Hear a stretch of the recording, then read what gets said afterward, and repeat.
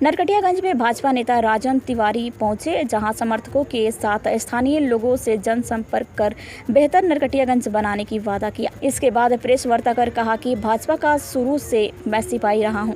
जनता ने अगर भरोसा जताया तो आगामी चुनाव में जीत भी पक्की होगी। श्री तिवारी ने आगे कहा कि भाजपा ने पूरे देश को विकास की मुख्य धारा से जोड़ा है। चारों ओर केवल विकास ही नजर आ रहा है, लेकिन नरकटियागंज विधानसभा अभी भी विकास की बात जो रहा है। जनता ने भरोसा दिया है तो सबसे पहले शिक्षा व स्वास्थ्य को दुरुस्त किया जाएगा, ताकि यहाँ की जनता को दूसरे शहर पर निर्भर नहीं रहना पड़े। इस दौरान कई गणमान्य लोग मौजूद रहे। बार बार एक ही क्वेश्चन आप लोग पूछते हैं, आने का क्या उद्देश्य है? आने के लिए तो हम कई सालों से आते जाते हैं और हम यहाँ के लोगों के दुख सुख का हमेशा ख्याल रखते हैं।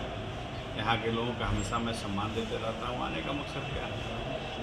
चुनावी तैयारी में हाँ, चुनाव लड़ना है तो घोषणा मैं कर चुका हूँ पहले। एक ही चीज़ कितना बार बताएंगे, चुनाव लड़ेंगे। चुनाव किस पार्टी से? कोई अरे भाजपा में है तो भाजपा से ही लड़ेंगे ना। भाजपा में है तो भाजपा से ही लड़ेंगे।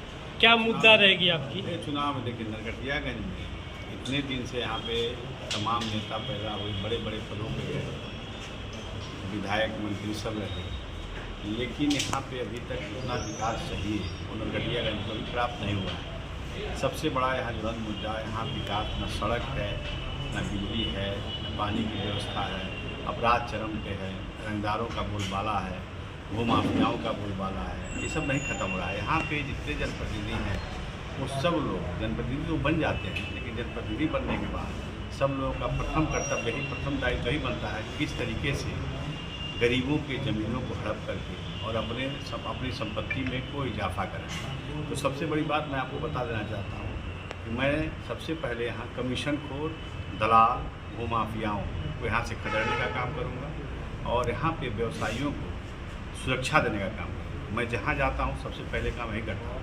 और मैं एक ऐसा व्यक्ति हूँ, मैं ना दलालों को रखता हूँ साथ में, ना चाटकारों को रखता हूँ।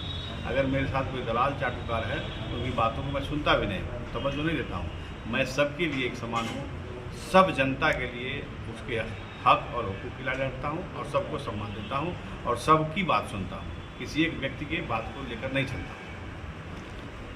क्या संदेश क्या देना चाहेंगे नरकटियागंज वासियों? संदेश क्या देना? संदेश यही देना है नरकटियागंज वासियों को कि आप लोग मुझे स्नेह दें, आशीर्वाद दें और ज़्यादा से ज़्यादा मैं अपनी बातों को आगे रखें, ताकि लोग हमको यहाँ पे जो देखिए, जब से मैं चुनाव लड़ने का यहाँ घोषणा किया तब से मेरे विरोधी लोग हैं, नहीं चाहते मैं चुनाव लड़ूँ, लेकिन चुनाव तो लड़ूँगा।